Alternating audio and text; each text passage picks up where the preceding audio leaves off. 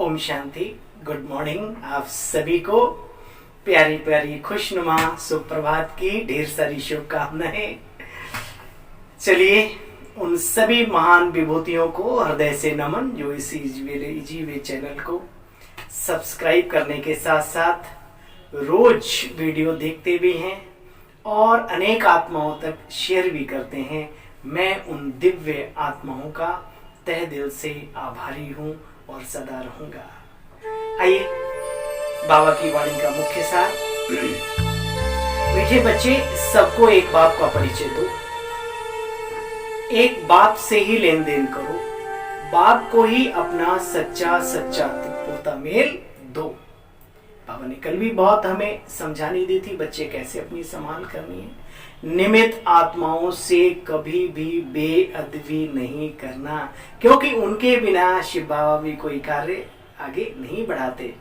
उनसे कोई कार्य ऐसा हो भी जाए, और विशेषकर ब्रह्मा बाबा का नाम लिया उस समय पर साकार वाणी थी ना। अभी तो ब्रह्मा बाबा अव्यक्त हैं, तो हम सबको अगर आगे बढ़ना है तो वो तरीका, वो कला सीखनी पड़ेगी। बड़ों का कैसे आदर करें, कैसे उनकी अवज्ञाएं ना करें, आदि आदि आदि।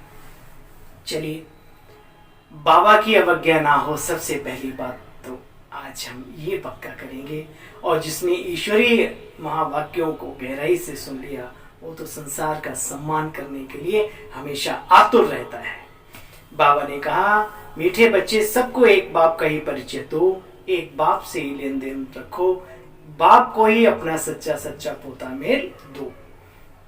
बाबा ने कहा बच्चों से अभी तक भूल होते रहते हैं, उसका कारण क्या है? कारण है बाप की याद में, यानी योग में बहुत कच्चे हैं। बाप की याद में रहते तो कभी कोई बुरा काम नहीं हो सकता। नाम रूप में फंसेंगे तो योग लग नहीं सकता। तुम पतित से पावन बनने की बच्चे धुन में रहो। हम यहाँ इस ईश्वरी विश्वविद्यालय में आए किस लिए थे? औरों का भला करने, कल्याण करने, या अपना कल्याण करने? विचार करो और आगे बढ़ो। तुम पतित से पावन बनने की धुन में रहो, निरंतर शिव बाबा की याद में रहो। फिर आगे बहुत ही इंपॉर्टेंट बाबा ने शब्द कहा, तुम्हारा आपस में जिस्मानी प्यार नहीं होना चाहिए। तो क्या होना चाहिए? रूहानी प्यार तो होना ही चाहिए। गीत बजा, जले न क्यों परवारा, क्षमा के ऊपर फिदा क्यों ना हो। ओम शांति। यह बच्चे भक्ति मार्ग के गाए हुए गीत हैं। आखिरी में ये सब एक दिन आएगा जो बंद हो जाएंगे। बच्चे, तुमको इनकी दरकार नहीं रहेगी। अवस्था पक्की हो गई, प्रथम सीढ़ी छोड़ो ना, आगे बढ़ रहे हो। हाँ, ये प्रथम विद्यालय में प्राथमिकता में ये सब चीजें चाहिए होती, रेड लाइट, बाबा का कॉस्केट, बाबा के मधुर गीत। फिर इनकी भी दरकार नहीं। जब दिल का प्यार हो जाता है ना, वहाँ ये सब चीजें अच्छी नहीं लगती। बाकी ठीक है, वो करना भी अच्छा है, कोई बुरा नहीं है भाई। हमारे नए नए भाई बहन आते हैं, उनको तो चाहिए ना, तो आप भी उसका, लेकिन इसके आदी नहीं हो जाना। बाबा कहते हैं ये सब बंद हो जाएंगे बच्चे, इनकी दरकार नहीं। और अभी तो बंद हो गए ना अपने गीत आगे। गायन भी है ना बच्चे, सेकंड में बाप से वर्षा मिलना। बाबा ने रात्रि को समझाया था कि बच्चे कोई भी पहले आते हैं तो उनको ऊंचे से ऊंचे बाप का पहले से पहले परिचय दो। बाकी नियम धारणाएं ये वो बाद की बात है। सबसे पहले उन्हें ये बताओ कि वास्तव में ईश्वरीय सत्ता किसे कहेंगे हम, वो निराकार दिव्य शक्ति पुंज रहता कहाँ है, और उसका हमारे जीवन में जो महत्व है वो सुनाना है सभी को।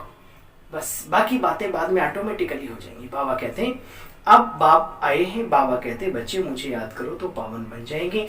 मनुष्य सृष्टि में ऊंचे से ऊंचे बच्चे ये देवी देवताएं अर्थात सूर्यवंशी घराने जो सतयुग दुनिया में राज्य करते थे, ये सबसे ऊंचे हैं, पूर्वज हैं हमारे, यानी हम ही थे पूर्व जन्म में, जन्म लेते लेते अभी यहाँ करके पहुंचे। बुद्धि कहती है जरूर कलयुग के बाद बच्चे सतयुग आता है, जैसे हर रात के बाद दिन आता है, इसे कोई रोक नहीं सकता। बाप कहते बच्चे ये अंतिम जन्म पवित्र बनो, अमृत्यु लोक मुर्दाबाद, अमर लोक जिंदाबाद होना है। देवी देवताओं की हिस्ट्री भी रिपीट होगी, कहते ना हिस्ट्री मस्ट रिपीट। तो अच्छी दुनिया थी, फिर वो आएगी आएगी जरूर। क्या अमरपुरी में पुरुष नहीं होंगे? कथाएं तो तीजरी की या जो भी है अक्सर करके सत्संगों में बाबा ने कहा माताएं जाती हैं, तो क्या अमरपुरी में पुरुष नहीं होंगे? बच्चे दोनों ही होंगे। ये बाप समझाते हैं, तुम बच्चे जानते हो भक्ति भी सब एक जैसे नहीं करते, कोई तो प्रसाद खाने चले जाते ऐसा भी है। अब क्यों इशारा दिया बाबा ने, जब भक्त एक जैसे नहीं तो भगवान के बच्चे भी एक जैसे नहीं होते भाई। अच्छा, जो पूज्य थे पुजारी बने, फिर बच्चे वही पूज्य बनेंगे।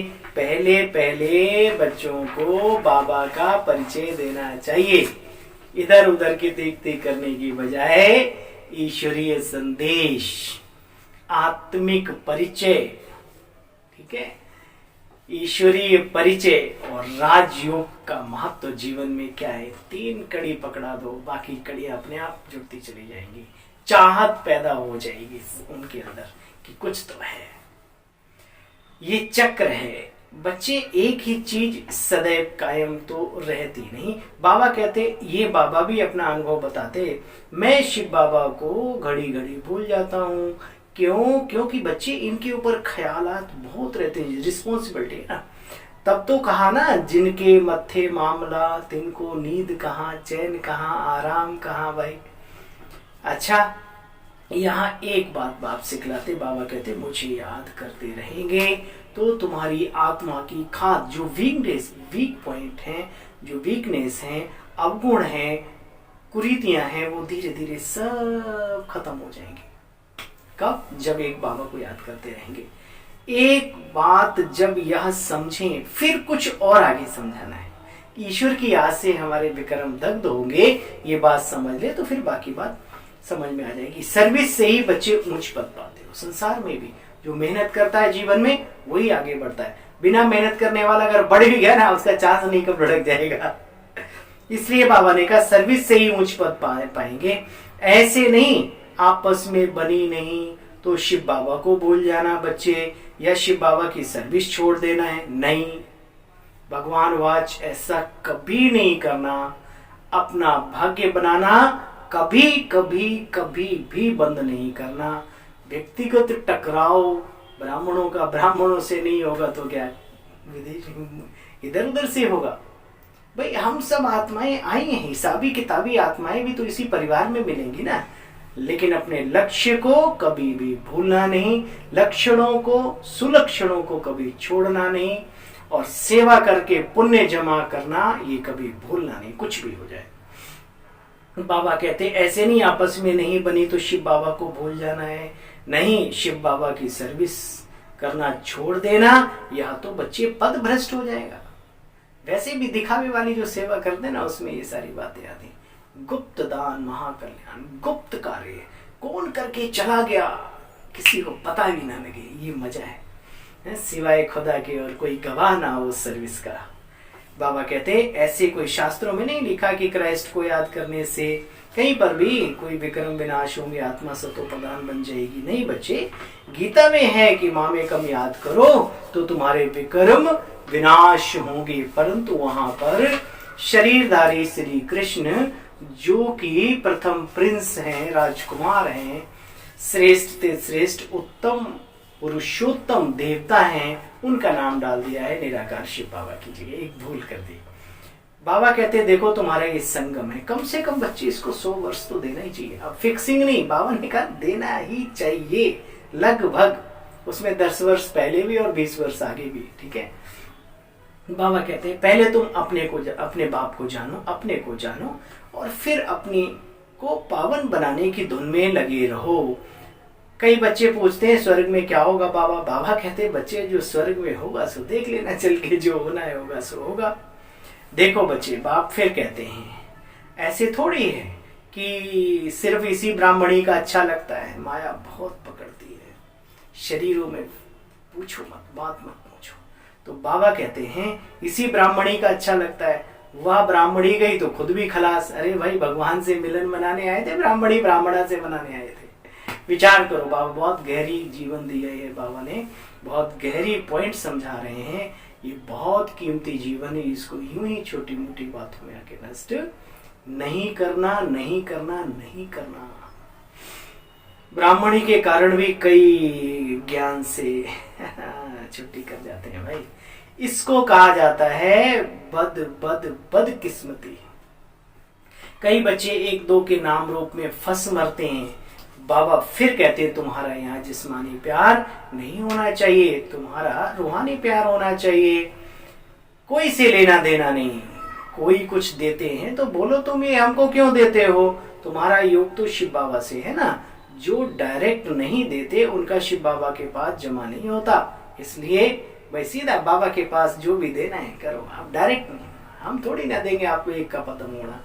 और अगर आप ऐसा नहीं करते हो, व्यक्तिगत लेन देन करते हो, तो योगी जीवन में बहुत बड़े मन का अवरोध पैदा होता है, क्योंकि दी हुई किसी चीज याद आएगी जरूर। ये सूक्ष्म चीज है लेकिन है बहुत सटीक। इस जीवन में बहुत बड़ा अवरोध, दीवार खड़ी हो जाती है। बाबा कहते हैं बच्चे उनको समझाओ कि भाई डायरेक्ट शिव बाबा को दोगे तो तुम्हारा जमा होगा। अच्छा, बाबा कहते हैं बहुतों को जमा करने का भी अपना अक्ल नहीं होता। ज्ञान तो बहुत है परंतु युक्ति नहीं आती। कई फिर बाबा ने मिसाल दिया कि मान सम्मान के कारण और लालच के बस कई बार बाबा के कार्य को आगे बढ़ाने में लगते हैं। तो बाबा कहते हैं बच्चे नहीं, सिस्टेमेटिक, जब तक प्रभु से प्यार नहीं उसकी सेवा कैसे कर पाएंगे आप संसार का कल्याण कैसे कर पाएंगे अगर अपने कल्याण की सोचेंगे। तो विचार करो, अपने कल्याण माने दुनिया में तरीके से आत्मिक कल्याण करो, आप लायक बनो, बाबा स्वतः ही आगे बढ़ाए, फिर बढ़ते जाओ। आपाधापी खींचा तापी उसी टाइप के लोग करते हैं। जो आज बाबा ने मुरली में कहा है कि बच्चे सेंटर खोलना, फिर बिना पूछे बताए ये सब करना, वह सेंटर फिर जोर नहीं भरता। सेंटर खोलना हो तो शिव बाबा के थ्रू, शिव बाबा हम यहाँ देते हैं, इसमें लगा देना। बच्चे भूले तो बहुत करते हैं क्योंकि योग में बहुत कच्चे हैं, तो ध्यान रखना है ना। कहीं अपना कुछ, अपनी इच्छा, अपनी चाहत स्थूल प्राप्तियों की ना हो, कुर्बान करने की इच्छा हो, अपने जीवन को बलिहार जाने की इच्छा हो, फिर बाबा आपको आगे बढ़ाए। फिर दुनिया रोक नहीं सकती। फिर पूछने की तो क्या, स्वतः ही सब कार्य भगवान खुद आपके आगे बढ़ाता है।